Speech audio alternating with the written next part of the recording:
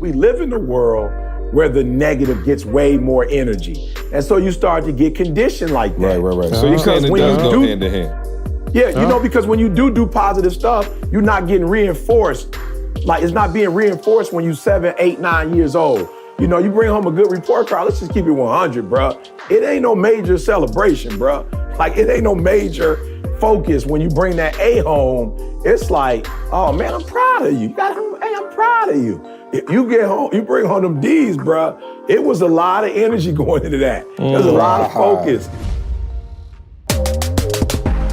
Today's show is brought to you by Organifi.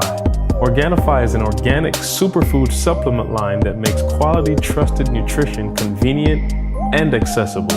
Their most popular product, the green juice, solves the problem of juicing greens on the go.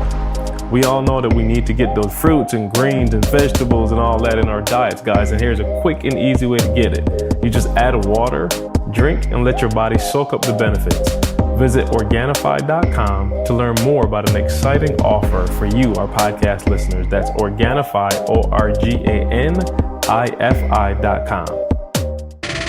I wake up every single day. I am who I say I am. And I get what I get because I live in beast mode. Stop being gazelles. You're not average. You're not even good. You were born to be great. What's going on, world? Welcome to another edition of the Secret to Success podcast. I'm your host, CJ, joined as always by the Bayesian sensation, Mr. Carl Wesley Phillips. What it do? What up, y'all? How y'all feeling? And Dr. Douglas Thomas, what's going on?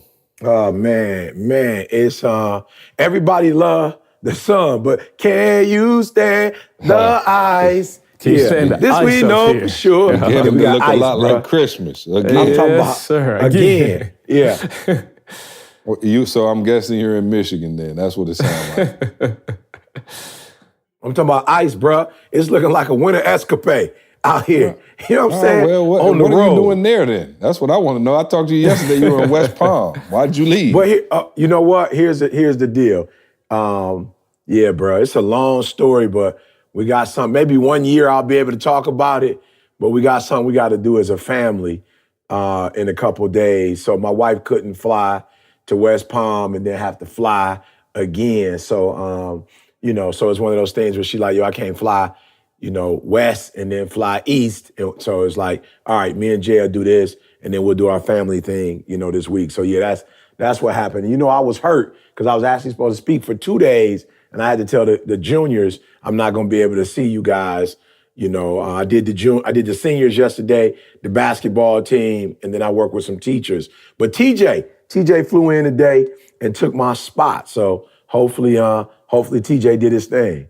Oh yeah, no, I'm sure he did. TJ was gonna hold it down. Cool, man. What else happened? What else, Carl? Catch me up. What's going down? Oh, man, just over here laying it down. The ETA is laying on me more and more work. This is my silent rebellion. I got like 3 or 4 more new responsibilities. So people are like, yo, Carl, I've been hearing you. The ETA work can be the death, y'all. But other than that, we good.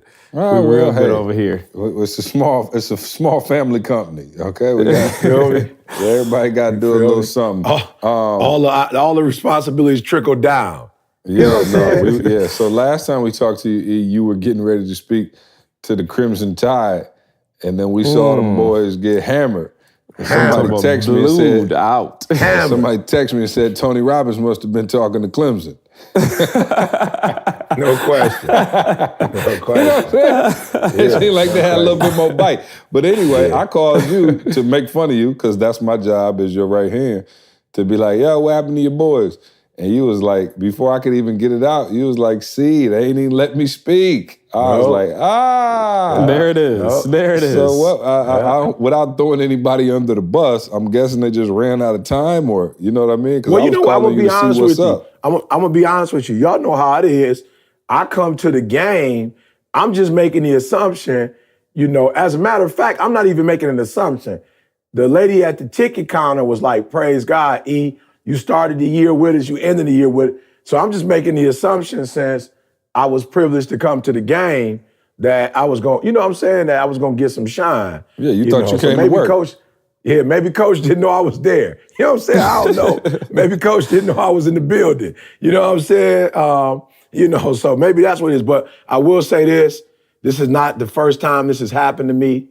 Y'all know that I worked with Loyola last year. I put in work. Coach was nice enough to let me be a part of the season, and we put in the work. Then we did the Elite Eight. I spoke to him before the Elite Eight. I remember some people were saying, yo, E, that message you did, like it wasn't like rah-rah. And I was like, I'm just gonna be real with you. I know they didn't need the rah-rah. Then boom, we made it to the Final Four, but they never call your boy to the Final Four. I never got the ticket to the Final Four. And all I'm saying is, I'm not saying they would have won it had I been there or not. I am saying this though. That's what I'll say. You can't say it, I can't. You know what I'm saying? Yeah. I am gonna say this though. Don't switch up what worked, is what I'm saying. Don't switch up what worked. And I think, to make a point out of this, like I really believe this is a challenge. I'm not gonna say Loyola, Alabama. I'm not gonna say that this is a problem for them specifically. But for those of you who are listening on the phone, we really do get into a routine, and we really do find, like our groove, our secret to success. And we start working those things. And then what ended up happening is, as we get closer to our goals, for real, sometimes we get a little bit more lax, we get complacent. And the things that got us there, we start tripping. I'm gonna be honest, every time, I had this crazy relationship with working out. The older I get, the more I have to do it. But it's funny, I always remember when I get to a point where it's like, all right, I got to get back down now. And I start grinding and get back to where I need to be. I always remember, it's that one chicken dinner. It's that first chicken dinner. I had a chicken dinner in, let's say, a month and a half while I was working out. And, I'm like, I'm good. And I'm going to be real. That one chicken dinner didn't necessarily put the weight back on me, but it was that one chicken dinner that went away from the routine that I had. Like, I'm not really eating like that. And then I'll eat like that one time, maybe not any the rest of that week, but then I'm like, oh, I could do it one more time because it didn't hurt me. And before you know it, I'm not doing the things I did, you know what I'm saying, to get there. I'm just being real. Like, and I think a lot of us, for real, there are certain things that we do and we get into a rhythm, we get into this sweet routine, and there's some things that we know is working. But then the closer we get to our goal, that's when we start just chilling a little bit. Bruh, I told myself I had to go back home, and I was doing good. I had my Jamaica body prepped. You know what I'm saying? Yeah. Now, I don't know why I waited till January to get ready for February. You know what I'm saying? But don't judge me on that. But I had everything ready to go, bruh, and I was like, yo, you headed back to the crib, chill out. You know what I'm saying? Like, now y'all know I'm from Lansing, born and raised. If you've never been to Lansing, Michigan, we have two of the best food places you ever had in your life. One is called Crack Chicken, and yes, it's literally called Crack Chicken. The sign outside says Crack Chicken, and it is the best fried chicken you have ever had in your life, bar none. I'm talking about like bar none. Like, it is celebrities. Like, we only have celebrities come, but when they come, they go. And then we also had Sir Pizza, okay? And now, mind you, I grew up in Lansing, so, you know what I'm saying? Like a moth to a flame. I get back, and I'm like, nope, I'm keeping the Jamaica body. Bro, I promise you, I wasn't off the plane no more than 2 hours before I hit a whole Sir Pizza. I'm like, wow. Then the next day, boom, I'm like, yo, I hit the Crack Chicken. I'm like, wow, God, I had to restart January. You know what I'm saying? Right. I popped another bottle of champagne on the New 10th. Year's resolution. You know what I'm saying? Well, let's try this again. Let all acquaintance be forgot. Yeah, no question. Man, I played the Frank Sinatra all over and watched the ball drop again, bro. All over again. We restarted, and we back underway. So let me check on y'all Jamaica bodies, though. I sound like Jamaica body might be looking like mine. Oh, bro, yours probably look way sweeter than mine. I never even started Jamaica. I didn't even know. Bro, let me tell you something. And we're going to have to talk about this, see, at a conference. I think I was talking to Rochelle, and I said, Rochelle, I'm just going to be real with you, Rochelle. I've come to realize that there's a reason why it's called the triple-double, right? I used to always wonder, like, quadruple-double. You know what I'm saying? Why they had to, bruh, the triple-double is very difficult to attain. And once you get the triple-double, I think that's it. I don't think you go nowhere else. So I was just telling Rochelle, I was like, yo, I'm not against, a beach body, but I'm making money right now. My marriage is on an all-time high right now. I'm against the work it take to get a beach body. I'm all in favor of the body. Of the beach I body. just told her. I'm 100% in. Yeah, I told Rochelle, I said, Rochelle, here's the problem. I already got a triple-double. I can't get a quadruple boy. I got a triple-double right and now. we're talking about your chin. You know what I'm saying? You feel me? You feel me? So for me, man, chin. it's just like, it's one or the other. A lot of dudes might have a sweet six-pack, but where I'm at in my marriage, I take broke. this. You know what I'm saying? Yeah, I take this all day, bro. I take the Didi marriage. would rather have them millions in her bank account. Oh, bro, all day than in to the have a sweet six-pack. six-pack. Yeah. So I'm just like, look, hey, I'm going to work hard to try to at least keep her where I'm at. I'm going to try to, you know what I'm saying? I'm not going to try to take it too much further than this. Maintain. You know what I'm saying? Like, if I take it past this, You know what she I'm might saying? start having some problems. Yeah, so Every no, time I man, get on the scale a month later, I'm like, ooh, it's a tie. You know what I'm saying? We didn't win, we didn't lose. So I didn't even start Jamaica. Hey, and here's the reality. Some dude's going to have to wait till they get to Jamaica to get where I am in my marriage. So I got Jamaica right But you know now. what I keep thinking about Jamaica? I'm like, shoot, I'm gonna put in all this work and then go to this all-inclusive and eat on the beach, eat up everything. eating like a fat rat and be right back. So what am I really trying to do in Jamaica? You know what I'm saying? Like, what? I'm just trying to get it ready for Jamaica. Right, you're just trying to create space so that when you go out there and you blow it up, that you're right back to where you at now. That's all. Let me tell you something. The only thing that's gonna section me out is a divorce. I hate to say it, but if I got to get back and put this body on the open market, you know what I'm saying? That's what I'm feeling like I could get serious. You know what I'm saying? If I had to go back up to be judged again, that's when I feel like I could really six-pack y'all out. Right. You know what I'm saying? Right now, it's not necessary. It's hard to do when you're in love, baby. You know what I'm saying? So When not your when you girl in laying love. in the bed talking about you want some more pizza, you like, yeah, absolutely. Right. You know what I'm So, saying? No, see, you got to twist it. It's not when you in love. It's when they in love with you as you are. That's the no problem. doubt. Yeah, That's every time the my girl problem. start dogging me out, you know what I'm saying? It's like, ugh, you look disgusting. You know what I'm saying? I told you. So man. the trade-off is to put the energy into the relationship so you'll never have to worry about the trade-off of going and I'm having to saying, work I don't out. know. Or either you might be narcissistic and you just need to see yourself in the mirror with a six-pack. That's what it is. I'll take it. I'm not mad at folks, my man. bro. Yeah, I'm not mad at my strokes for man. folks. Yeah. Unbelievable. So here's what we'll do. We'll give a Jamaica body update on every podcast leading up to.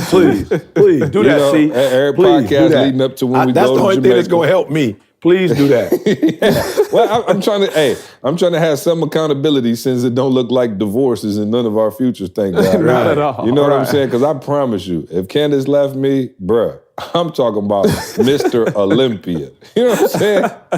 They'd be like, oh my goodness, what's he doing? Yep, that's that divorce. Hey, somebody told me the other day. Here's the reality, see. If I got a divorce. The other day, oh, you look like you doing, oh, it was Jada. I said, she said, oh, it looked like you sticking to that diet. I said, this the all-black diet. And she thought I was talking about like some type of like juice and thing, something. She was like, all-black diet. I was like, yeah, it's just when you wear all-black clothes. It just makes you look a little, you know what I'm saying? Make you look a little slimmer. So I'm on that all-black diet.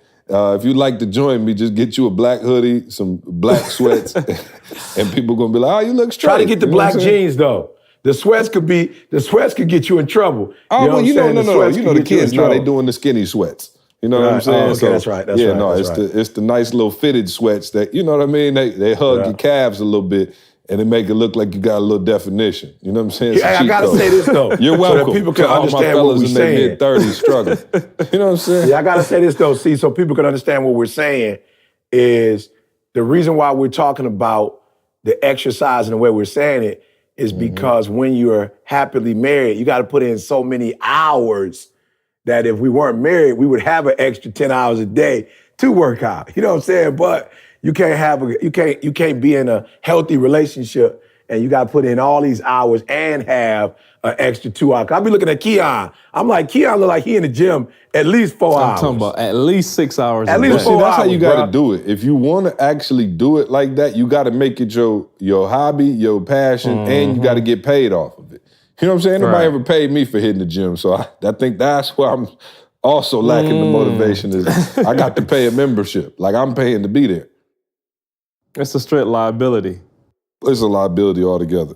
All right, so the Jamaica Body updates, the dad bods. You know what I'm saying? All of that's going to be ready. Yeah, and Amal will be the only one with a tank top on, okay? and all the rest of us will be in white tees and sweaters. You know what I'm saying? Amal 90 will be degrees. the only one with the guns out. You know what I'm saying? And maybe Josh doing something over there we don't know about, but I don't think so. Josh probably going to be right there with us. All right, cool. So on a more serious note, I haven't talked about this on the podcast yet, but it was something that, you know, obviously was on my heart and you guys knew about. We were praying about. My father was diagnosed with prostate cancer maybe a year and a half ago, maybe. But the way they do prostate cancer is they kind of monitor your levels. And so they were monitoring my pop's levels, and they were like low enough to where they didn't have to do anything. And I was like, of course, at the time, like, yo, you got cancer, like remove it, right? But there's like a system or a process they go about doing it. Anyway, long story short, his levels had got higher than they wanted them to get. And so they had to remove the prostate. So that's why I was up in Michigan the other day. And I went up there, you know, honestly not knowing what to expect just in terms of the recovery from the surgery and all of that. But I am, man, super pleased to announce, as you all know, but just sharing it with, you know, the podcast fam. Pops is doing really well. Came out of surgery. They got it out. The doctor was pretty confident they got it all removed. And he is up, doing well, walking, talking. I mean, like literally like a new man. I know you came by and saw him, you know, just, you know, healthy, feeling good, man. And of course, anytime that happens, it's a serious thing. You know, it's no joke. So, you know, got to be careful with the recovery and make sure you're doing all the right things. Of course, I had him on the phone with Sean. So shout out to Sean for, you know, talking Pops through, you know, how to make sure it don't come back and, you know, the rest of that stuff. But Pops is doing great.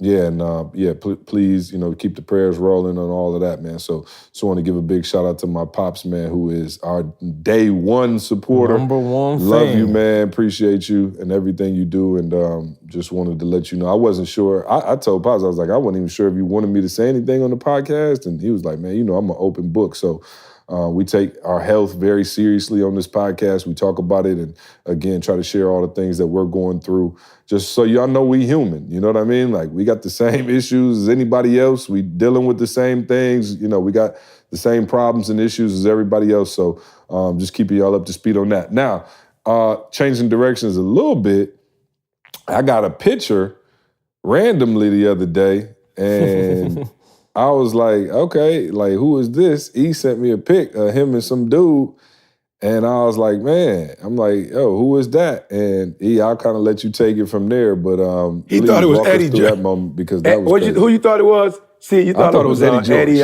Eddie George. And I looked back at the picture, I was like, yeah, that kind of dude, like bald head. I was like, oh, Eddie George. I'm like, I'm pretty sure Eddie was a lot taller than Edo. Eddie was like 6'3". And this dude had hair on his head. But he did look like Eddie but George, you know, now that don't mean nothing because LeBron and them, don't. Yeah, they done had, you know, they can get you back. I'm thinking about getting back in the game with some 360 waves. You know what I'm saying? Hey. I'm thinking about making a comeback. Hey, for sure, bro. Because Deion looking sweet. Oh, Deion got a whole, yeah, no doubt. They doing, bro, they got the man weaves. They got, you could just get a whole like Lego head. You know what I'm saying? They just pop it right on. You just pop it on, pop it off. You know what I'm saying? You pop it off when you're ready to go to sleep. I'm about to get me a full, I really want like the little dreads though. I'm gonna see if I can come with that. You know what I'm saying? Bro, I'm trying to get that. Especially for Jamaica. I'm contemplating it. But 2020, I'm thinking about 2020, bro. I'm really thinking about getting that NWA Jerry Curl, 89 Jerry Curl. 89. Bring it back. I'm serious, bro. Well, Diddy had one when y'all first got together. Yeah, Diddy had one. That's why. And I never got one. And it's one of those things that I still, to this day, reflect on. Like, shoot, if I would have had you missed a stage of your development, E. Yeah, I do. I feel like, Diddy you know what I'm saying, DJ Quick. That with the Michael Jackson jacket. Yeah, I need a DJ Quick, though. Yeah, I need a DJ quick. You know what I'm saying? I needed that DJ quick. So we're going to check it out. I remember my homeboy Daryl and Darnell, shout out to them, they was twins, and they used to have a Jerry curl, and their mom used to make them wear the shower cap sometime to school. Oh, no doubt. That used to be, and Daryl sat right in front of me, so it always used to drip on my paper. I used to be like, man, come on, dog. Yeah. When I drip, you drip, we drip. No questions asked. You know what I'm saying? Man, it was crazy. What happened, bro? I still didn't get the story. I got the picture and I got the text, but I didn't get the story. So walk us through what happened. Yeah, well, it was crazy, man, because, I have made an attempt, to reach out to... Which I think you talked about on the podcast, actually. Did I? I think we did talk about it on the podcast before. Yeah. Oh. You talked about making a more concerted effort. Yeah. Oh, yeah, absolutely. I talked about when my uncle died a few years ago that I was definitely going to make, man, I was going to give it the old college try, bro, to have a closer relationship with, my biological side of the family. Now, understand, my grandmother, my aunt, my aunt's kids, like we've always had a very tight relationship. But my cousin Shay, she's the oldest. We've had a great relationship, but her sister and some of my other cousins, I'll be honest, I didn't even really see, because I would see my folks when I came through from college. Of course, you're talking about the different little breaks or whatever. So everybody doing their thing. But I've got my father has, 3 siblings outside of me. And my sister, we kind of established a relationship when me and my father started, maybe when I was 30. So me and my sister, probably about 31, 32, we kind of got started. But my brothers, I never really, we never really had, much of a relationship, And again, it wasn't like I was upset with them or anything. It's just, proximity. I didn't grow up with my biological father. So I wasn't like necessarily at his house. I wasn't, doing birthdays and, Thanksgiving and Christmas and stuff like that over his house. So, I don't know them,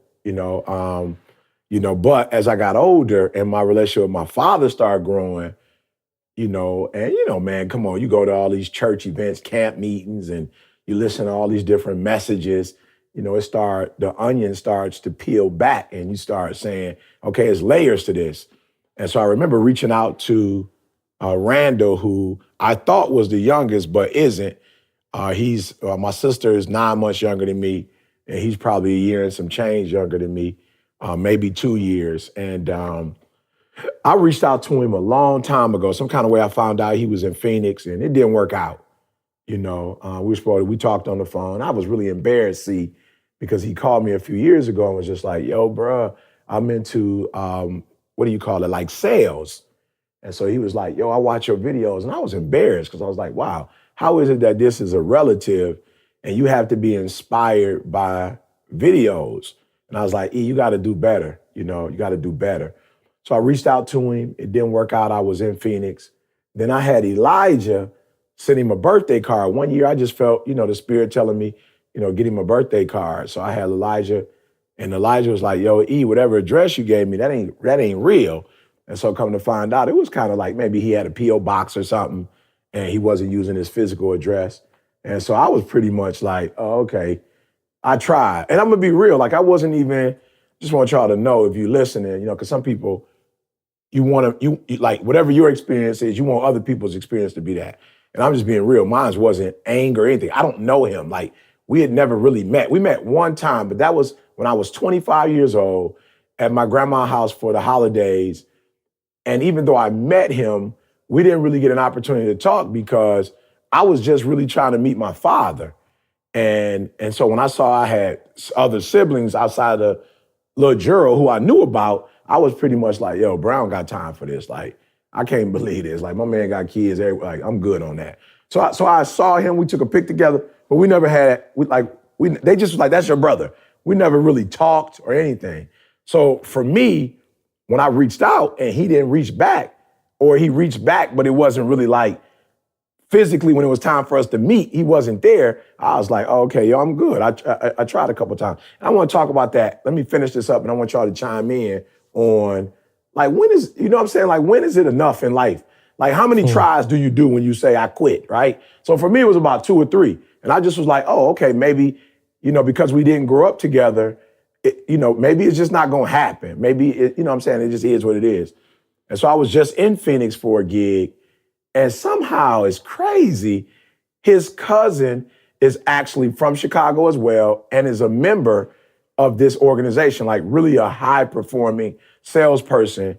And so he texted me and was like, yo, my cousin told me, like, this is his cousin, told me that you coming to town and I want to link up. I was like, bruh, no questions asked. Like, just meet me at the conference, And so I get to the conference the day of. The organizer wanted me to do breakfast with him. So I'm sitting down doing breakfast, and my man just asked me out of the blue, how was the hug? And I was like, the what? He's like, how was the hug? I was like, what hug? He's like, between you and your brother. I was like, I ain't seen my brother yet. Like, I told him to meet me today. He was like, oh, he came up here yesterday. But when he went up there yesterday, he must have went up there to see his cousin, And so my man thought me and him had connected. And I'm gonna be real, y'all. It's a crazy feeling. I'm talking to my man.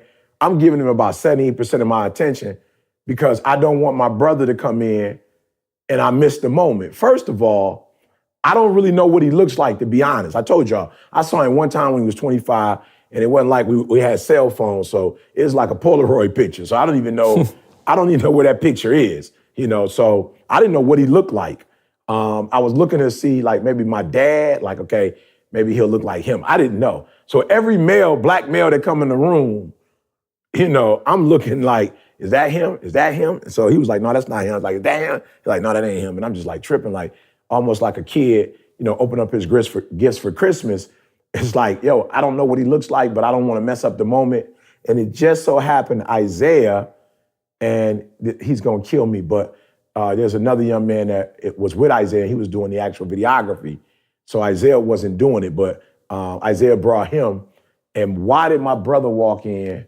And he happened to be there with the camera, and he actually caught the whole thing on camera, which is odd because I don't always have a camera person. But I called Isaiah out the blue and was like, Isaiah, you live in Phoenix or at least Arizona. Can you come? And he's like, yeah, I got you. And so my man took pictures the whole nine. And so I saw my brother embrace him, and he did. He reminded me, of my father. So how did you know it was him? He came up and just gave you that look? Yeah, yup. It was weird, but it was definitely that for the first time. Like, it was that I'm looking for something, look. You know what I'm saying? Like the tourist boy. Yeah. You in New York, like that's looking around. Too, like he obviously know who you are quick. Right. So you got to do it to everybody like, bruh, no, bro. Right. Oh, you know what I'm saying? Yeah, it's all good. You know what I'm saying? So we embraced.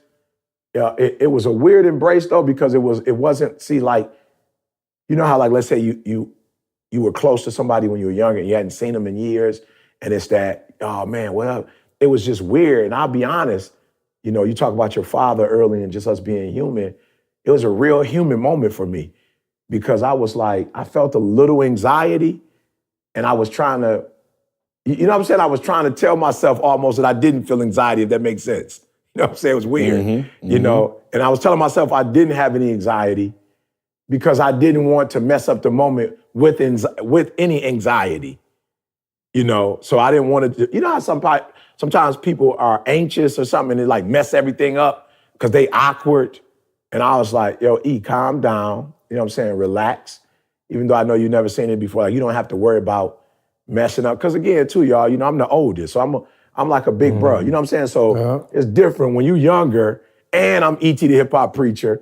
You know what I'm saying? Like, I want to make sure, like, as a brother, I make you feel like, I make you feel good, like not awkward or whatever. So I was like, E, how you gonna help the moment if you sitting here anxious? Like, relax, calm down.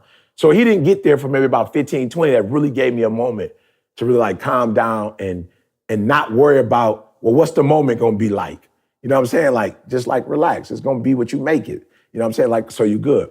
So I saw him, we embraced. It wasn't long because they was actually micing me up to get ready to speak. So it wasn't a long, the embrace was good, but I'm saying we didn't really get to talk afterwards. Right. It was just like, yo, what's going on? How you doing? Whatever. But the first thing that came to my mind that I wanted to ask the audience, and of course, when I say ask, I mean, you guys, I want y'all to think about this, but maybe seeing, Carl, you can help me. But I was kind of thinking to myself, like, yo, at what point do you do something, you try something, and then you give up on it? You know what I'm saying? Like, or you know what I'm saying? Like, I don't know if y'all got an answer to that, but just think about something in your life that you tried a couple times and it didn't work, and you were kind of, you emotionally detach yourself from it, like not negatively, but you were kind of like, okay, well, this ain't gonna happen. Let me stop. You know what I'm saying? But then you still kept your heart open, because apparently me and his heart must have stayed open because God gave us another chance, last week. So for you guys, what would you say to those who are listening who are like, okay, man, I don't want to keep trying, do this thing over and over. I already put enough energy in it and it just didn't seem to work out. Yeah, go for it, Carl. I was just gonna say, like, I always tell people, and we talked about this, E, when you first reconnected with your dad, it's hard, obviously, to keep trying something that could potentially just never work. You never get anything out of it. But I just what I'd advise people is, man, just think of the other side of it. Like, is it worth it to make that connection? You know what I mean? Like, what could it be? And I'm not saying, like, you just be relentless. Like, yo, take a break. Take 6 months if it's something that's just getting you frustrated. But I'd say, like, find whatever it is within you to regroup, because, man, if you could reconnect, you know what I mean, and things do go well, like, what that would completely be worth it for me, if you get what I'm saying. Yeah, no, absolutely. And I think you can look at this, it's so, like, as you're talking, E, I'm just listening to the question. I'm like, wow, which area of life you talking about? You know what I mean? Because you can talk about like, relationships with family, romantic relationships, entrepreneurship, your business, your job, your promotion. Like, I think we all have those moments. And so, for instance, if you look at, us with ETA, like, at what point could we have said, all right, this ain't working? Year 1, year 2, year 3, 4, you know what I'm saying? Like, at some point. And so you always hear the old adage, delayed doesn't mean denied, but when does denied mean denied? Yeah, when does it mean denied? And I think, here's the thing. I think every circumstance is different. Like, I really do. If you, and I also think there's a bit of you that has to be, now this is a swear word because I don't want to be, negative Nancy or shooting down nobody's dreams, but at some point you have to be realistic, right? Like, so I told a young man who got frustrated with me, he was at a Division III school and he was the backup guard at the Division III school. And I was telling him, yo, the NBA is not likely. You know what I'm saying? Like, I'm just being and I know you can work hard and listen, miracles do happen, but you the backup point guard at Olivet. You feel me? Like, that probably is not going to necessarily be like, we got cats at Michigan State who starting point guard right now. They rank 5 in the country who not going to the league. You the backup point guard on a Division III team is probably not going to happen, but you have these dreams and these expectations. And so, forgive me, but I guess it has to be some type of realistic chance that it's going to happen. Now, who am I to judge on what's realistic and what's not, right? Because, it's so funny, like with Toby, right? Like, Toby is, obviously blowing up, right? And everybody wants a piece of him. And he's, Toby is, would you say Toby is a little bit like me, maybe? Just like, in terms of that, like, maybe guerrilla alpha, like, he not really concerned with a whole lot of opinions of what other people got to say. Yeah, I get that. So Toby kind of reminds me of a younger version of myself. Now, I'd like to think I've grown some, but here goes the crazy thing. Like, people have called me and been like, well, he wants to do it like this, and this is not the way he's supposed to do it, and, what if he gets it wrong, and da-da-da. And I was like, what's crazy? I'm like, everybody calls me because I'm, obviously like Toby, mentor, big brother, so they know he'll listen to me. And I say, you know what? I'm hesitant to like bulldog Toby into making a decision that I think is good for him, because at the end of the day, we didn't listen to nobody. You know what I'm saying? Like, everybody told us this is the dumbest thing in the world. Y'all leaving a major university. You know what I mean? Y'all leaving a 401k, health benefit. You leave, what are you doing? Have you lost your mind? And then you're doing YouTube. Okay, it's not working. Y'all doing videos. It's not working. Quit. What are y'all doing? Like, the odds of us making it is almost similar to my man being the D3 point guard and making millions of dollars. Like, it just doesn't happen like that. And so if somebody came to me right now and was like, yo, I'm thinking about dropping out of school and doing YouTube, and now it's far more realistic these days than YouTube had just started. But if somebody say, yo, I'm about to drop out of school, I was thinking about becoming a physician, but actually I want to do skits on YouTube and blow up. The average, you gonna tell them that's a dumb idea. And so I think, to answer your question, again, I'll take the long way back home of saying, I think each situation is different. But to me, that's why it goes back to, here it goes, first time in 2019, self-assess. Like, is there a realistic shot that this could be done? And do you have any indicators, right? So my indicators for our success, even when people used to say, yo, y'all are dumb, is when we finally would go speak somewhere, when we finally would go talk to teachers, when we finally would go talk to schools, and E would be in there waxing deep and going hard, I saw the reaction of the people. I saw people in tears. I saw people come up and say, yo, that changed my life. Now, it was a very small sample size, but I saw glimpses that, hey, what you guys are doing, it does work.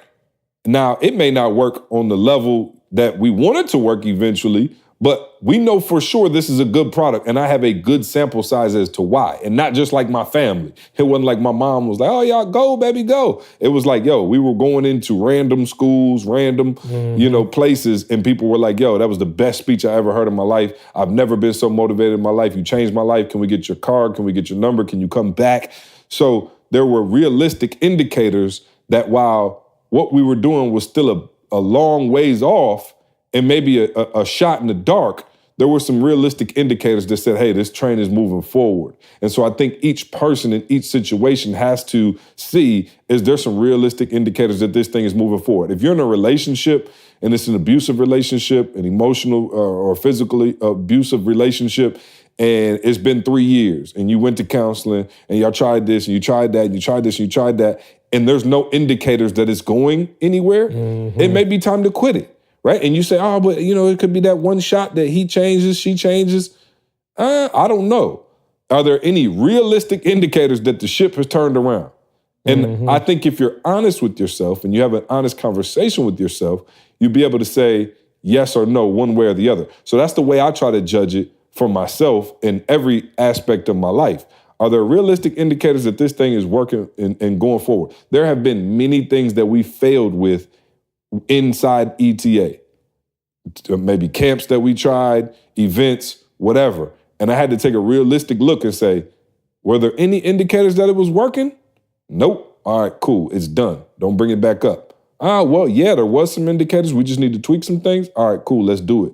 So I think it's a case-by-case basis, but I think that's why the self-assess comes in so heavily. And that's why I really think that we've had the success we've had, because we've been able to look at ourselves and go, yo, C, that didn't work. That was whack. Yo, E, nah, that ain't it, bruh. And we knew ourselves before we tried to present it to the public, so we never beat our head against a brick wall. Although the progress may have been slow, there was progress. Here's the other thing I was thinking about. I'm 48. I believe he's 46. A big part of it, and he was talking about my other brother as well, and one of the underlying things that you could kind of, feel, even though it wasn't necessarily spoken to, out loud, was this whole idea of rejection. This whole idea of, like, you want to try something, you want to do something. So now I'm not even talking about those people, who are doing something and they going full blast, and it might not even be realistic, but now I'm talking about that group that doesn't even try. That group that is, paralyzed by fear. This whole idea of, if I try, and there's like a million reasons not to do it, like legitimate, like, okay, this might happen, they might say this, they might do this, and I might feel this way.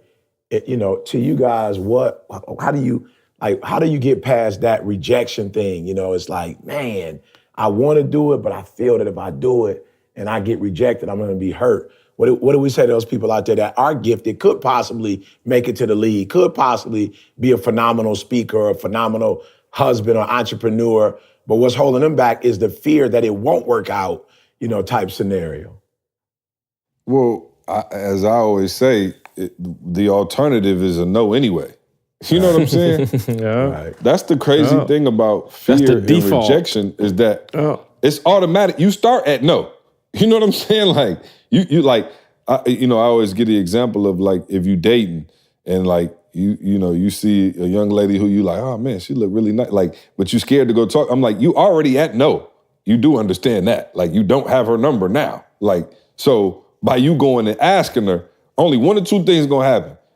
And it's either gonna be no, which you already at, so you shouldn't trip, or she's gonna be like, yeah, cool. And then now you got an opportunity to court a young lady, right? So I think that the fear of rejection thing it's all mental.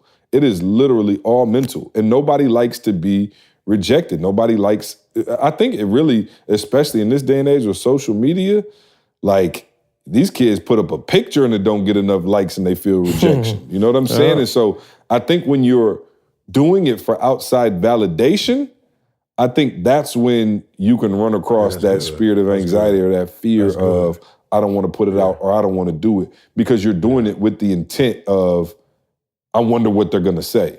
When we do the podcast, we're just generally trying to give out some great information to have a good time.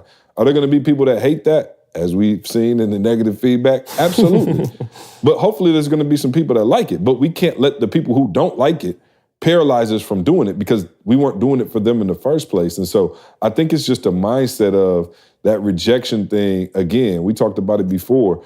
I think it's just like literally your mind playing tricks on you and saying, if this happens and it doesn't happen the way I think it is, well, I'm no good or there's something wrong with me. And I think it's just not the truth. You know what I mean? Yeah, and so I go for it, Carl, because I'm not. I was just gonna say, hey, I got you. I was just gonna say, I think what people miss, and again, a goal is a goal. Like, no, I'm not gonna take away from anybody's goal.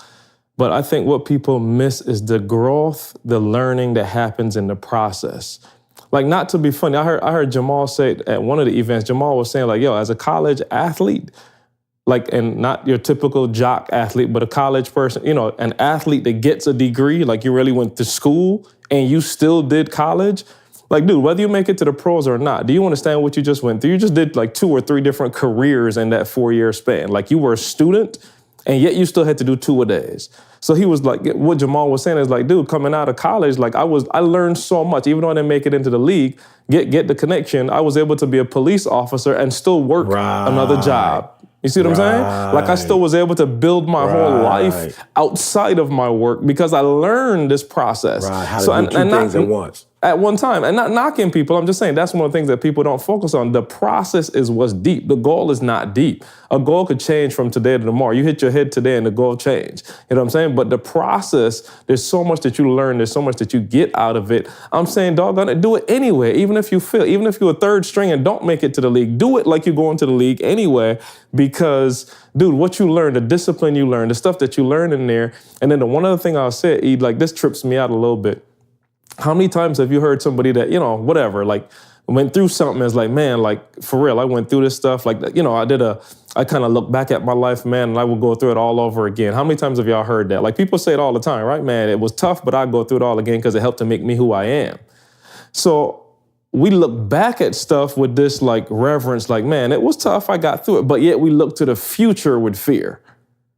Like, you see what I'm saying? Like, extrapolate it. Like, yo, you look back and you went through some stuff that was hard, that was difficult, but it helped get you here. But you're looking forward to the next thing as like, man, I'm not even sure.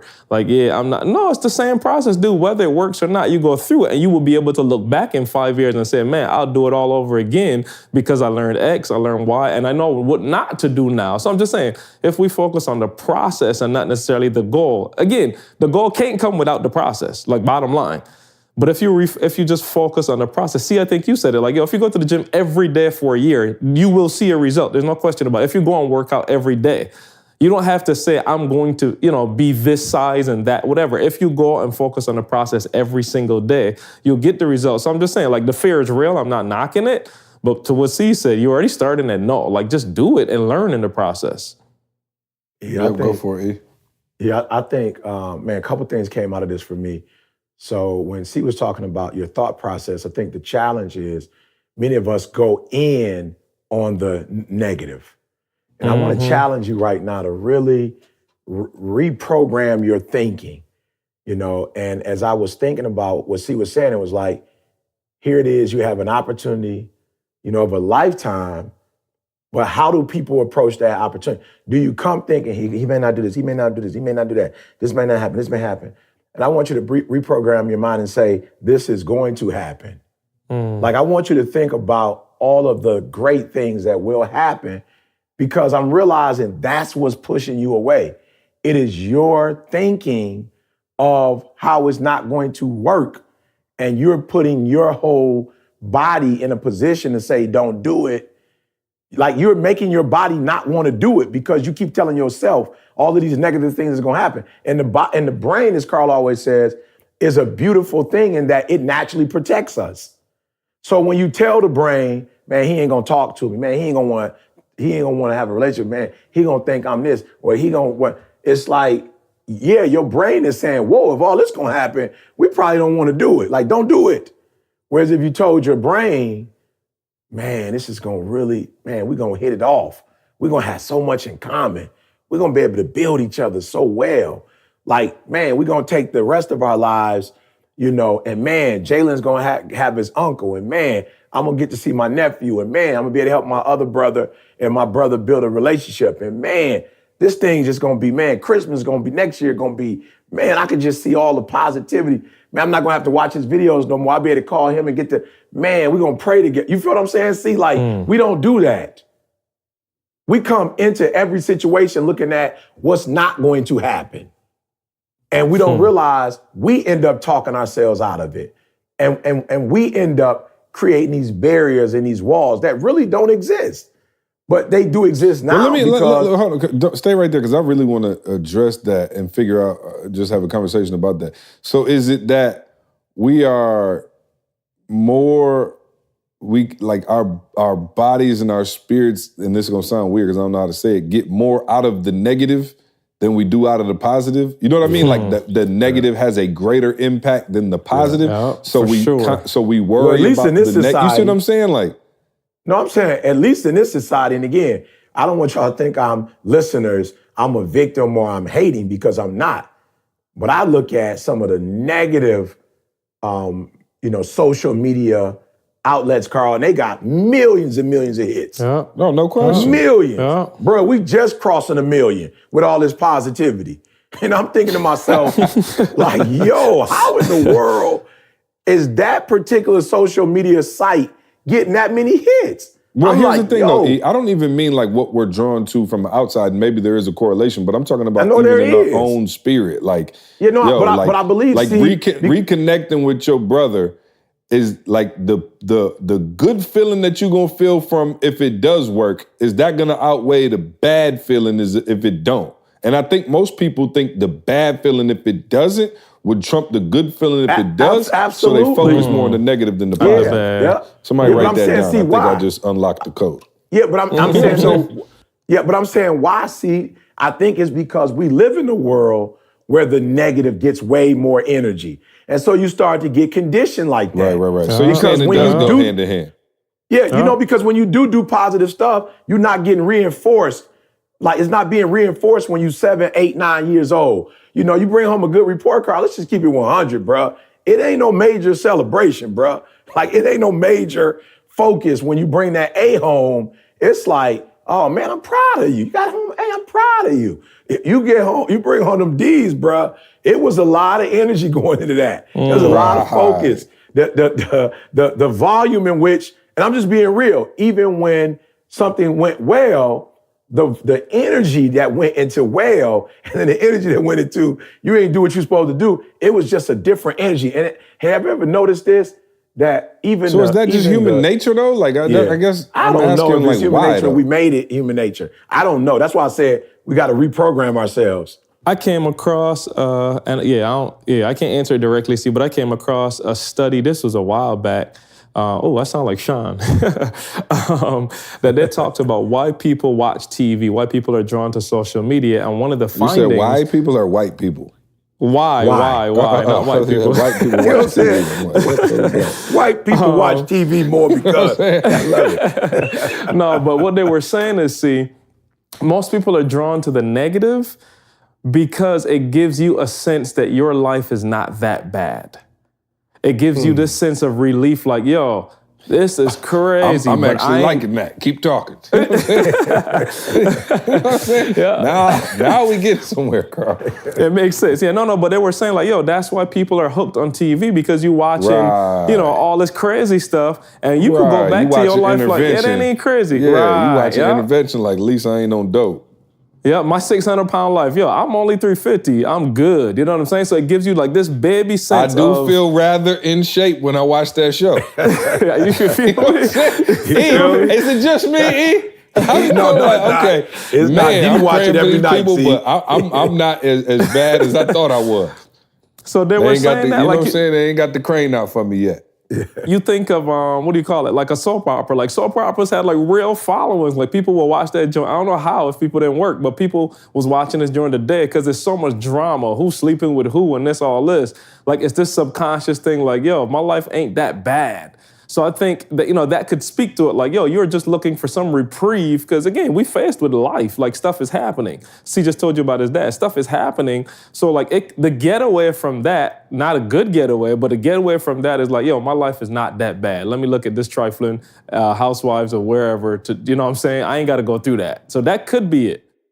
But then it seemed like people more depressed than ever. So that don't make sense either. But you know what I'm saying? He was just more saying, people on anti-anxiety medicine. Yeah, and, but it's a negative loop, though. You know what I'm saying? Like it's almost like that negative feedback loop. So now you filling your head with mess. So when you start to think about something, you're trying to be positive, you just filled yourself with mess. So you don't really have nothing to pull from, if you see what I'm saying. Right. So it's the reverse effect almost now. Yeah. Oh, you got all kind of credit in the negative, and your positive is doggone withdrawn. You know what I'm saying? Like, for real, you just, like your positive muscle. So for those of you who are listening, it's like, okay, I'm telling you to start saying what good can come out of it, but no, it's going to be difficult for you just because the positive muscle in you has not been built. And that's why, man, some of y'all need to go on a fast from social media and go on a fast from TV and just a fast from those things that are not necessarily like how you would want to think or how you would want to react. But you're reacting that way now because you are listening and watching that. So I would just say we got to build up that positive muscle, man, that tells us, you know what? You can go into this thing in the positive. You can see the benefits of this. And again, once man, let's talk about that before we end, because I think this could be a real practical way of helping people. You said it a little bit, but let's get deeper, into. Okay, your mom has some questions, both of you. Your mom's had questions about, okay, is this going, this ETA thing going to work? Of course, you talk about with you and Candace and not being able to go to dinner. What were the things you were saying to yourself? Because apparently you weren't saying anything negative because you would have quit ETA. Carl, you would have quit ETA. What were some of the things that you were thinking in your mind or you were saying to yourself that made you not quit and get ETA to the point that it is now? I think maybe, one of the things was by the time I looked up and really thought about whether there's even an option to quit, we had too much sweat equity in it. Yeah, you know what I'm saying? I'm like, okay. You know what I'm saying? Like, one, I knew E wasn't going to quit. And then two, I was like, yo, I'm not about to let go and see somebody else come up on my blessings. You know what I'm saying? Like, you know what I'm saying? It's like you get divorced from your spouse and they hit the lottery the next day. You like, wow, I was with this person for that long through all the hard times. And then right before they got ready, you know what I mean? So I think it was one, the sweat equity. So when you put a lot of work in, I think it makes it that much harder to actually quit. And again, like I said earlier, there were some, although maybe small tangible signs and hints, there were some tangible things that I looked at and was like, okay, this is working to some extent. And so because I didn't have, like, I'm telling y'all, back then, I said it before, I didn't see people driving Bugattis and living in crazy houses and all that. Like, I didn't know. So my definition of success was, okay, somebody said they're willing to give us a check. It's only $300 from, what was the school we went to over on Mount Hope with my man Cabell? I can't remember the name of the school. Yeah. But they might have gave us like $300 for the month. But I remember being like, yo, again, that was a win because we were getting paid to do it. So there were signs like that. Now, was it leading to financial freedom at the time? Absolutely not. But it was a start to something where I said, okay, this is working to some extent. We are getting somewhere. And so I think between the sweat equity and the tangible proof that I had, there was no way that I was going to quit and not see it through. And I don't want to, C, what C said is the 100% one, but I just got to go with like, man, there's something in your gut. Like, for real, you go in that classroom and watch E do his thing, there's something in your gut that's just like, yo, I don't know what is happening right now, but like I feel something. And again, we could be candid, like it's the Holy Spirit or something. It's just like, yo, there's something real going on here. You know what I'm saying? Like you watching people, I'm saying grown people crying. You know what I'm saying? Like teachers come up crying and, you know, this student. And I don't know if you remember, where were we? We were upstate New York, the YMCA up there. Yes. You remember that? Yeah, we were upstate New York and E spoke. Again, we ain't doing nothing deep yet. Like this little school, we went to a high school and E went off on this young girl. When I say went off, like not what you would think, not the Missouri joint, not St. Louis, but it was this young girl. Small Like, E was like, there was yo, about 6 of them in there. It was a little thing. See, you weren't there. It was me and E on this one. And this girl came in and E went off on her like, yo, you know you're a beautiful young lady. Like I'm talking in the middle of the presentation. It wasn't like, you know, like he was just talking to her on the side. It was in the middle of the presentation. And E was like, yo, you beautiful. Like you powerful, man. The things that you about to do. And it was like a 5-minute joint where E went off. Principal came up to us after and was like, yo, like what? Why did you? And he was like, yo, I ain't really got no reason why other than I just felt impressed to speak to her. He was like, man, do y'all know that like her family was like they're the biggest drug lords in the city? Like they were like, he was like, yo, her family shutting the whole city down. Like they're not playing. Like they're like the new mafia in the city. And we were like, what? But you know what I'm saying? So you go into a room and you get these kind of experiences and you see, like I said, people just responded in a way. It's like, yo, there's something here. So for back to my second string guard, like if you're not starting a couple more games the second year or your third year, you know what I'm saying? Not to kill your dreams, like C was saying, but like for real, there was enough things that we were seeing that in our guts, like, yo, it's something here. We know it's gonna take work to get it out, but there's something here, man. Like I can't go back after watching that experience and think like, all right, that was a cool little gig. Let's see what else we could do for money. You know what I'm saying? Like this is way deeper. Like where we were, it was way deeper than money. Like you were seeing people's lives transform I'm talking about in a 5-minute thing. The homegirl was crying, E was hugging her, like transformation in minutes. Like that ain't something that you just walk away from. So yeah, there it is, E. What about for you, E? You answer the question real quick. I'll just be real, man. I like what Carl said, I guess, because I was the one doing it. And I was seeing, you know, the spirit move when I would do what I do. It's like people were like, yo, you was in my living room, you know, or, you know, I got chills when I listen to you and I know I need to go home, you know, and change some things. Like I've seen like older Black men and older white men who I know come from like, they baby boomers and they're not really into, you know, change like that. You know, it's like my way or the highway. I would be in a meeting in the NFL, you know, hookup, or I'd be doing a corporate, whatever. And they'd come to me afterwards and be like, I know I didn't say much when you were speaking, but I need to go home and make things right with my wife or with my daughter, you know what I'm saying, or with my son. And so for me, I've just never seen the negative. Like, even though I know negative exists, I don't know how to say it. It's more, it doesn't sit with me, if that makes sense. Like, it doesn't come in my spirit, if you know what I mean. It's more like water off a duck. So when something negative happens, I have the ability in this realm to say, like, yo, we destined to do this. Like, we destined to change the world. On Martin Luther King's birthday, as we sit here on Martin Luther King's birthday and have, you know, record this podcast, I'm like, yo, we got a chance to be what, you know, people who made history like him and Mother Teresa, like people who, like, man, transformed their, you know, like the world that they lived in. Like, we have a chance to do that. So that's way more powerful to me than this person don't like the podcast or this person don't like my style. or this person think I'm too loud and obnoxious. Like this person ain't feeling the fact that I wear a baseball cap. Like the work that we do is so massive. It's so gigantic, man. It's so colossal that for me, that other stuff is minuscule, it's light, it's little. And so I don't let it penetrate my thoughts.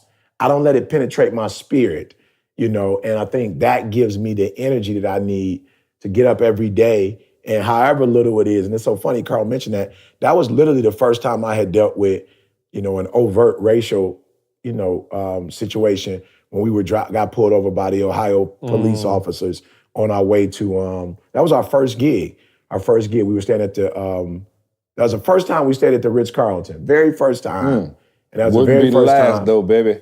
That was the very first time we stayed there. And that was the first time we had really done corporate work on that level. We did something for Quicken Loans. That's when we had established our relationship with Quicken Loans. And so, yeah, I remember getting pulled over and then going to New York after that experience, like within that week. And I had talked about that and went in on her. So, yeah, I just think the work that we do in C, man, is just, yeah, bro. When you think about the Patriots dynasty, Alabama dynasty, and again, this is no discredit to Clemson and other teams that win, but when you think about the Lakers dynasty, Boston's dynasty, I see us like I've always seen us as, when we kind of came together and started really meshing together and start getting some small wins. Like I literally saw it as, we could be a dynasty. And to this point, if we were to stop what we're doing, we are a dynasty in this personal transformation space, And I put pictures up the other day.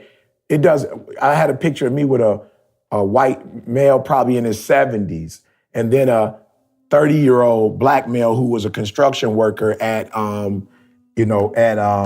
was that? See, at the mall in whatever city I was in, Phoenix, and then somebody from Apple, and then an athlete saw me, from Notre Dame, and then a football player. And it's like it's a dynasty, man. We have created a dynasty in that it doesn't matter if you breathing and you need motivation, inspiration, transformation, we're giving it to them. And so for me, man, it's just, I can't stop, won't stop. I know that's your boy saying, but can't stop, won't stop. Yep. You know what else will help you can't stop, won't stop? Yeah, that's Diddy, right? That's Take Diddy. a guess. It's Diddy. Organifi. Hey, 92% of Americans have a vitamin deficiency, all right? So start now. It's never too late to boost your energy, cleanse your body, and feel amazing. Change can be tough, but we made it easy, right? We gave you a promo code for Organifi. Listen, you just transform your life in just 30 seconds a day. Scoop, stir, and sip. When you wake up and drink a glass of Organifi green juice, you kickstart your body's process of daily detoxing, producing natural energy and managing stress, all right? Start the day with a smart choice. Your body will reward you. Listen to all these things that's in this green juice. Moringa, all right, contains all the essential amino acids and building blocks needed to repair and grow and maintain cells. Chlorella, a green algae, super high in protein, healthy, saturated, polyunsaturated fats. Mint, used for thousands of years in aiding with indigestion, cramps, whitening teeth, and also a sleep aid. Spirulina, a good source of plant protein, is also high in iron and calcium. Beets, all right. Maca green tea, wheatgrass, ashwagandha, turmeric, lemon, coconut water. Where you can get all this in one scoop, all right? This is what we've been on, guys. You guys know we're serious about it. Matter of fact, I know Didi don't really rock with the podcast, but Didi came over the other day with E to check on Pops and was telling me she loves, and I didn't know this was news to me. I didn't even know she was using it. Didi's on the green juice heavy now. Oh, no question. She popped me one today. She calls it a cocktail. She was like, it's 21 degrees this morning. You and Jalen just got off the road. Y'all need a cocktail. And so she made me a cocktail. It's got like Theraflu, a vitamin C. And then I was like, yo, none of that stuff is green. What's this green stuff in the cocktail? And I'm on the website. And you know what's crazy? I just went to the website. I was like, let me see what's up, man. Shout out to Sean B. who says, Organic Gold, man, I am an avid listener to the Organic Secret Gold, to yeah. Success podcast. After hearing them rave about it, I had to grab some. I don't even think my green juice lasted a full month. This product is phenomenal. I'm going to order some more along with the red juice. I love how I feel when I'm on it. I'm now pro Organifi, all right? So shout out to Sean B., who's listening to the podcast and rocking with us, man. Feeling good, feeling great. Hey, y'all, check this out. I want to know whether y'all are more excited, and maybe you don't even know, and I know he's never seen them, but maybe this is a question for Carl. We are getting blessed on the movie front. There is a Bad Boys 3 in the works. Didn't know that. Yeah. So Martin and Will got back together, and then also even more Your movie, crazy. see? Your movie, see? Welcome to America. Coming to America 2. Are you They serious? are doing a Coming to America 2. And I was like, yo, heaven must be like this. You know what I'm saying? I'm overjoyed. You give me Coming to America 2, Bad Boys 3. I'm excited, and I wanted to gauge y'all excitement level and see which one you thought was going to be better. Well, for me, 2018, I already got mine, and The Incredibles too. So I already got mine. You know what I'm saying? That was and Carl wants to see that was Count that the era Monte when my Cristo kids were 6. young. No doubt. My kids was babies when that first one came out. So y'all know how it is. You watching stuff now that you never watched back in the day. Now that you got Trey, you know, and Jordan. And so when The Incredibles came out, that was something like, you know, just my family and I, you know, had checked that out. But I'm going with Bad Boys because, and y'all gonna kill me for this, I never really watched the full episode of Coming to America. Like, I never really seen the whole thing. The fact that you called it an episode lets us know. It's a classic movie, not a sitcom. Yeah, I never went there. I never really watched. Well, I saw it on TBN. You know what I'm saying? It don't count. If TBN, you don't watch the TNT. curse version, it don't even count. You can't, you know what I'm saying? 'Cause they had to bleep out every word. Trust me. Every if other you ain't word. watching it on The Real Boy, I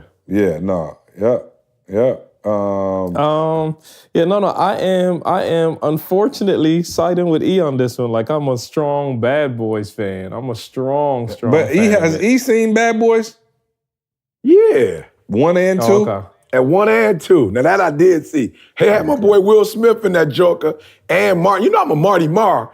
You know that was Martin was the. I'm talking about Martin might have been the last Mohicans of TV sitcoms. Silence. So, yeah, I'm talking about silence. You should be practicing your part.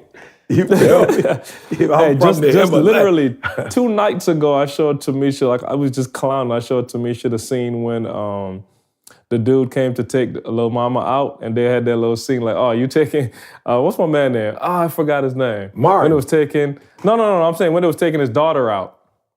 Oh, yeah. Bad Boys. Yeah, literally like 2 nights ago, I just showed that to Tamisha. We was dying. I'm talking about dying. Oh, no, that's, so no, bro, that's- bro. I still record Martin, and if it ain't that your going on, I'll sneak and watch like my favorite one. Like when Martin went on that diet, that's my favorite episode of all times, bro. When he went on that diet, was teaching that aerobics class. The aerobics joint. Oh, bro. And then Gina was making them biscuits. I promise you, I could watch that right now and die like it's the first time I've seen it. So I'm looking forward to seeing both. I know where they're going. I can predict where they're going with Bad Boys 3, right? Because we saw 2, and you know they're gonna be a little older, and Martin ain't gonna want to do nothing. Will's still gonna be cocky, but I'm trying to figure out where they're going with Coming to America too. Yeah, I'm not that's sure like interesting. what the storyline is there. You know what I mean? So it'll be interesting to see how they freak that. But I'm excited about both, so we shall see. All right, let's jump into some Ask ET here. Let me get in my bag here. Vaughn in Houston said, ET, I'm sure you've noticed that you've inspired a ton of new motivational speakers, many of whom have a very similar style as you. Does it bother you that people seem to be copying your style? If I'm to be transparent with you guys, I hadn't even thought about it, to be honest with you. I'm so busy, man, making sure that, because, you know, we are the newest form of motivational speaking, if you know what I mean. Like, our style is kind of new. You know, in the last, I don't know, the last 30, 40 years, I haven't seen anything like what we have created. And so I've been so, what's the word? See, like I've been so busy making sure that it's not a, fad, like it comes and goes kind of thing. Because you remember when hip hop first came out, everybody was kind of like, it's not real. It's not gonna last. I just been so focused on making sure we produce the kind of content where we taking serious our craft and how we go about doing what we do is taking serious because it's new. That I hadn't even really thought about. I just want to make sure that if people are inspired by us and they're trying to borrow, our platform and our style, that they have something for the next 40, 50 years, if that makes sense, until whoever else comes out with something new. So yeah, just to be honest, I hadn't really paid attention to it. Yeah, and I have, and I will be suing everybody who's out there. You know what I'm saying? I'm about to call Marvin Gaye a state attorney. You know what I'm saying? Because they jamming everybody up. Y'all see that? They got little Ed Sheeran. They call him trying to, you know what I'm saying? You know that song Thinking Out Loud, right? Yeah. Yeah, hey, who you need to get, though, is the lawyer for the Super Soakers. That's who you need to get. Super Soaker. Yeah, the what's that called? That's the water gun. Yeah. Oh, yeah. My man was awarded $76.1 million, bruh. Are you serious? Yes. Yeah. What is it called? Tyco? Is it Tyco or something like that? The company? Tyco? Yeah. Yeah, bruh. He got $76.1 million from stealing his idea. Yeah, for a water that's gun. who you need to call. See, a water gun specialist. Who took a water gun copycat serious? What lawyer took that serious? But no, Marvin Gaye and them they beat. They got Pharrell and they got Robin Pharrell Thicke caught up. on Yeah. one. And then now they getting Ed Sheeran on that Thinking Out Loud. They said that's Let's Get It On. They said, bro, what you doing? I'm like, yo. So I was asking myself, though, I'm like, man, what point is it like you inspired me? So, my stuff kind of sound like yours just based on the fact that I grew up, listening and this is the stuff I like. And then what point is copying? Is it plagiarism? Yeah, that's what I'm saying, for real. Because people ask me that question all the time. It's just about, people copying E. Like, do y'all ever get? And I'm like, I guess I kind of looked at it like, the Fab Five. Like when they start wearing longer shorts, everybody start wearing longer shorts. But that's not them for them to be like, everybody it's like, no, we set a trend. Like we that dope to where, like that's what we were trying to do. Like we set out to be sweet and tried to, be an inspiration. And so I guess I would be more offended if nobody was trying to copy, which means you whack. You know what I'm saying? Right. So it's like, but don't go too far with that. For all my speakers out there saying CJ said I will still sue you. You know what I'm saying? Do not get it twisted. He don't see you, but I see you, and I will sue. All right, good question. Hey, real quick, guys, I forgot to do this, man. We don't do it a lot. Shout out Lion of the Day, man. Shout out to University Foreign Auto Parts on Kalamazoo, right next door to the Cracked Chicken. Oh, no, that's not the real Cracked Chicken, though. Don't tell them people. You talking about MLK. Yeah. That's the boo. MLK. But since you've been gone, there's a new king in town. That's real. I went back and tried. That's real. Oh, no, that's real. Well, the word on the street that ain't is cracked chicken. That's like weed chicken. You know what I'm saying? No. He been gone. He don't know that the Lakers ain't number one no more in basketball. It's over. He been gone. Golden State. I went to KZoo, dog. The chicken quality was not the same as cracked chicken. No, it's way cleaner. They took over, bro. I'm telling you, the word on the street. What the cleaner got to do with the taste? You know what I'm saying? The taste is better. It's not cleaner. It's too clean. Yeah, I promise you, see. Nobody in the city hit up MLK like they used to, bro. Everybody on every Kalamazoo. time I go, it's stupid packed. What are you talking about? Oh, it is. That's because because there's still people like you coming from out of town. So that's the plagiarism right there. They took their whole swag. Oh, no, they did. There's no questions asked. Serious. That's they literally bro. copied the chicken, the menu, question asked. the seasoning, everything. Yeah, they did, bro. And they taking over. I ain't ordered from MLK in 5 years. Oh, it's years. Seriously, years. Oh, years. Yeah, you tripping. Oh, I promise you, bro. Nobody. Michigan State, Murray everybody going there, bro. because it's closer. No, dude, I'm telling you, there's a changing of the sheriff in town. Bro, It's y'all been know, changed, come on, man. see? Now you been from changed. Barbados and you from Chicago and Detroit. Don't Hey, tell me nothing I about promise you, Lansing. you telling the truth. I But got they Lansing lost. on Hey, lock. you telling the truth, see? But you the dude that said Mike Tyson's still the champion and don't know Buck Douglas knocked him out. But Mike's still the greatest, though. You know what I'm saying? He may have got knocked out at one point, but Mike's still the greatest of all times. Hey, and MLK getting knocked the Blake out up in Lansing. Mouthpiece on the floor. I'm just keeping it 100, bro. And you know, all I know maybe is it's just because my MLK. taste buds are so partial. I promise you, I went to Kalamazoo because I've been hearing those rumors. So I said, okay, cool, let me go. I promise you. Ask my dad. I think was like, never I think you felt like you was committing adultery when you KSU. went. You felt like you was committing adultery when you went. See, Yeah, I did. And maybe that's Right, it. it was psychological, I'm loyal, yeah. bro. Yeah, you know what couldn't I'm saying? enjoy it. Yeah, I no stayed question with you when are. you was broke. That's why I so, said hey, you couldn't enjoy it. How you gonna dog me enjoy out it. for remaining faithful to crack chicken? Yeah, no question. I'm not mad at you though. But I That's wanted what to we say love. this, That's the y'all. attribute we love. Okay, well, you was shouting out some type of auto parts store. So I'm sorry. Yeah, I had to give him the Lion a year, bruh, and we just getting started.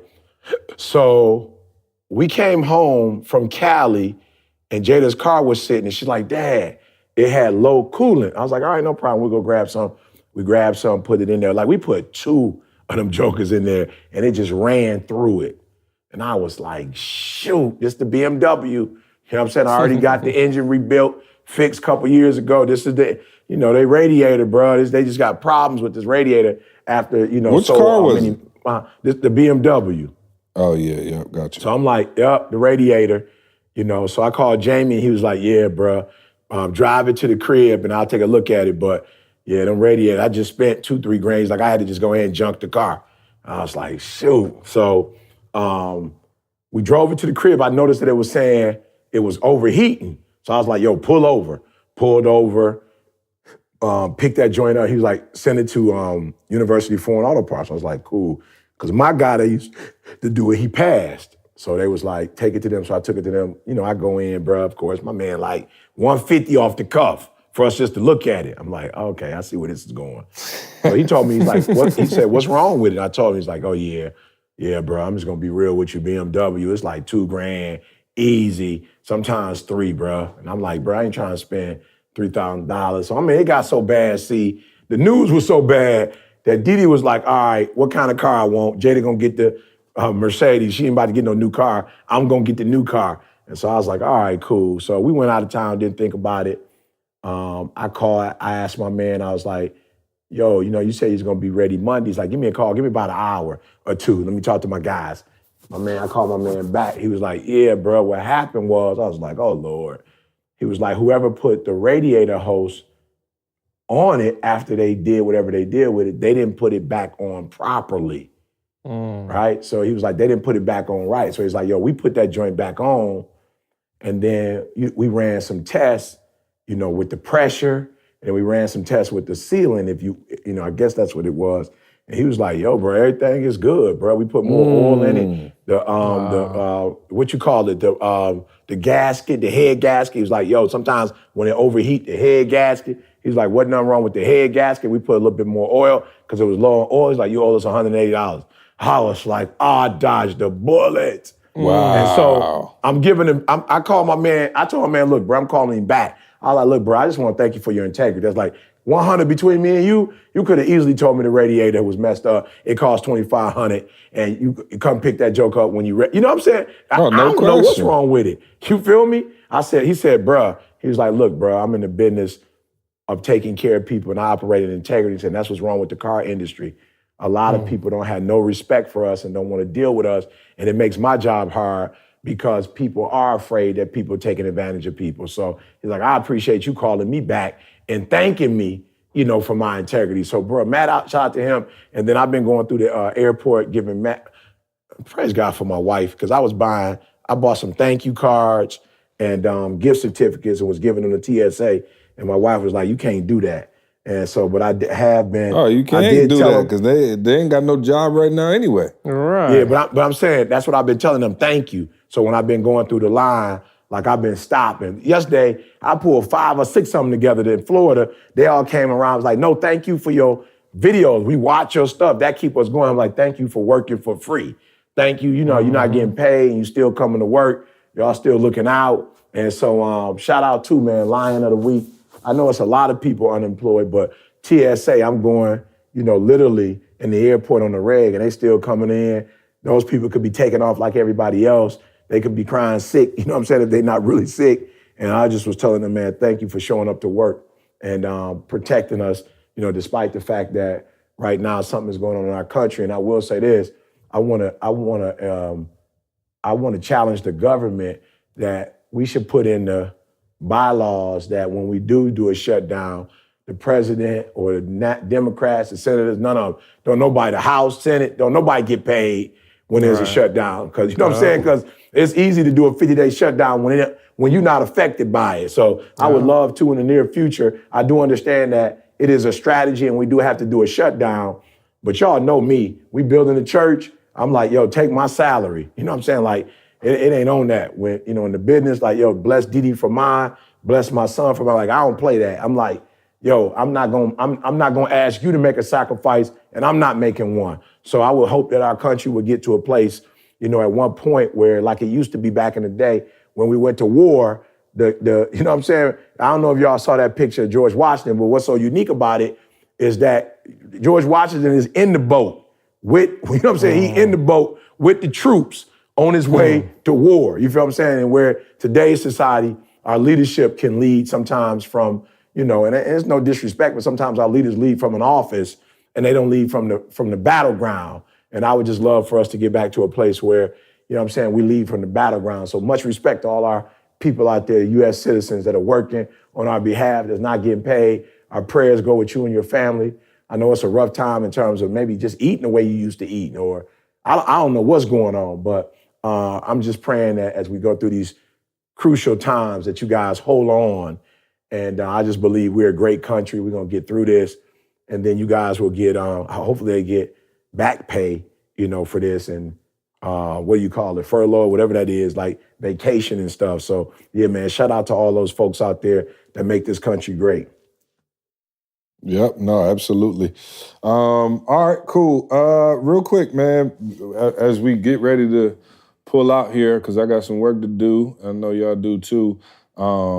Monday is MLK Day.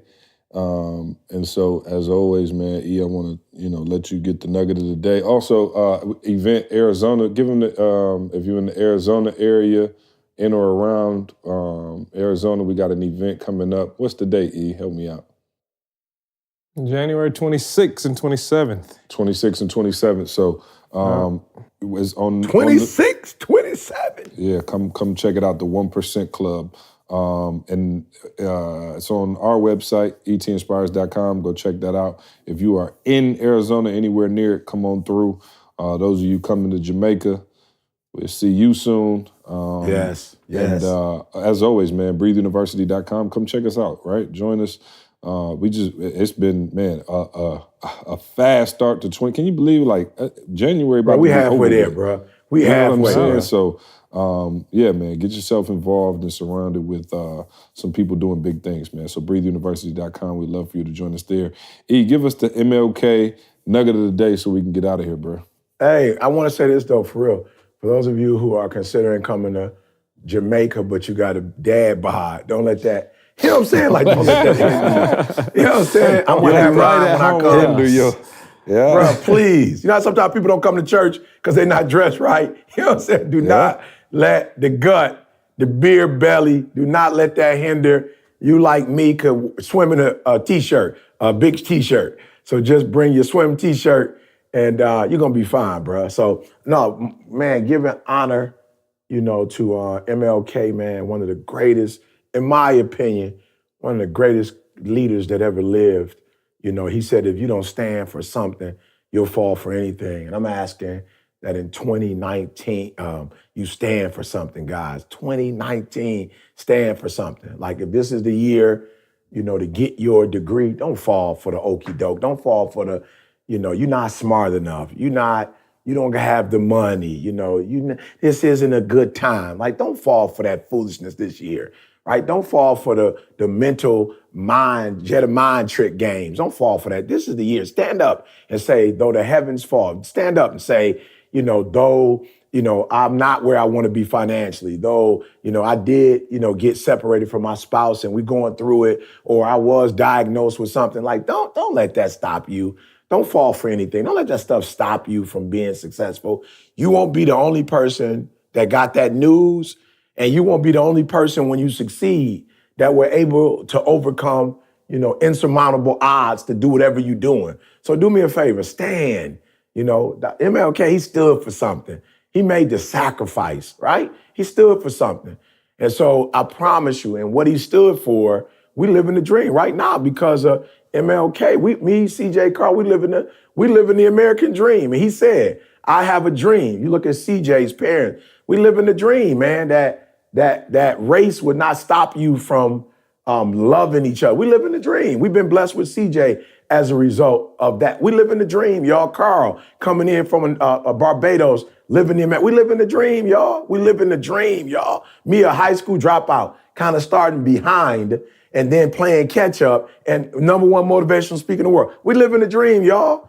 But for each one of us, we did not fall for all of the other things that people were told that made them quit. Like all the other stuff that people went through that made them quit. We went through what they went through, but we didn't let that stuff stop us. And we are legitimately, and we're not even finished yet. We're just getting started. We live in the American dream. So do me a favor, do not fall.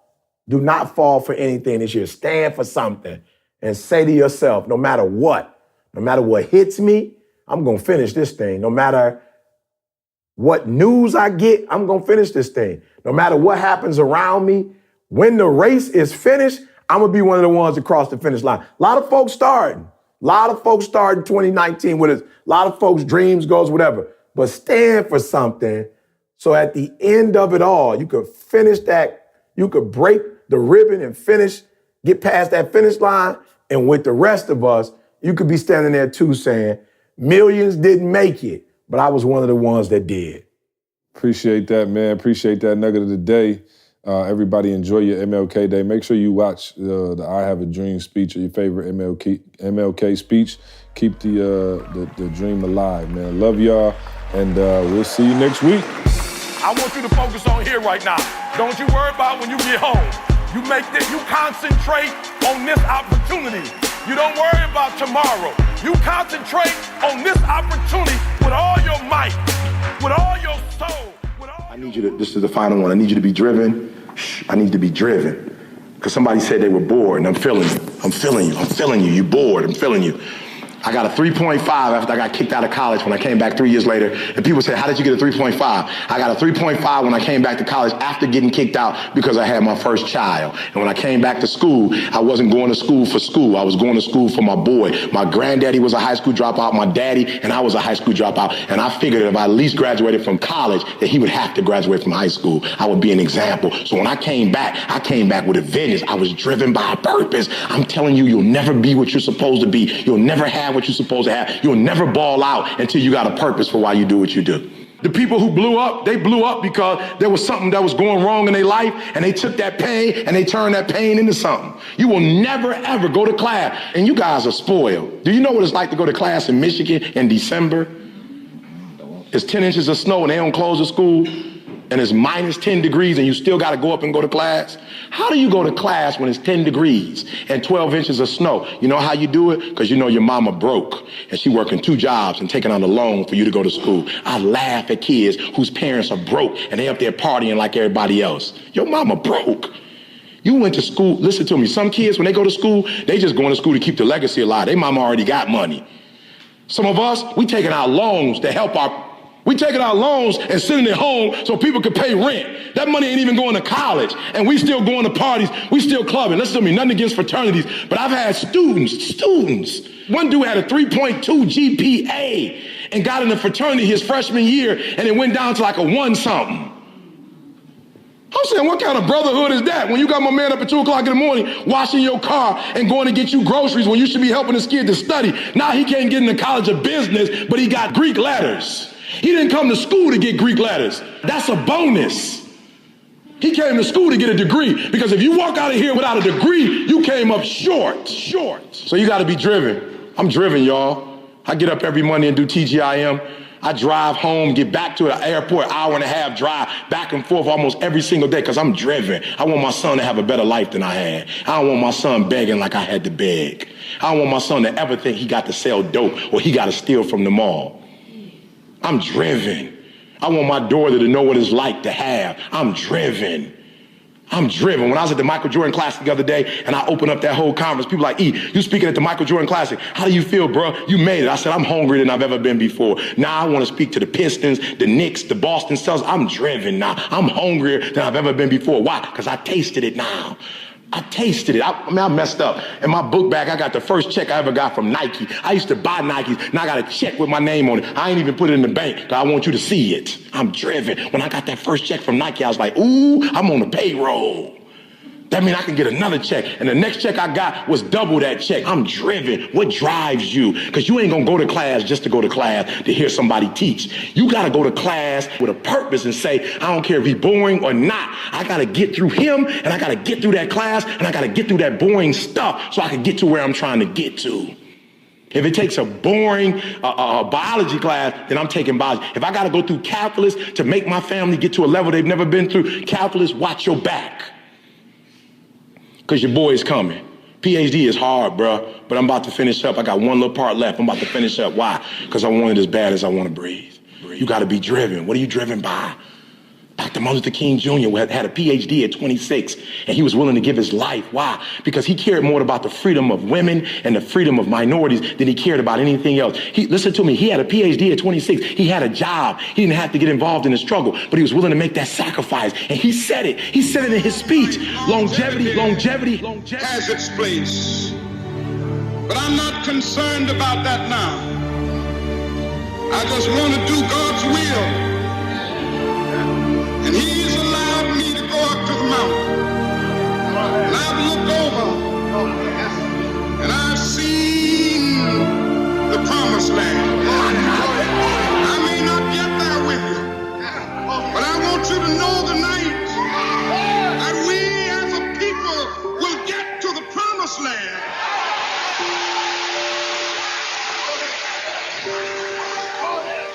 So I'm happy tonight. I'm not worried about anything. I'm not fearing any man.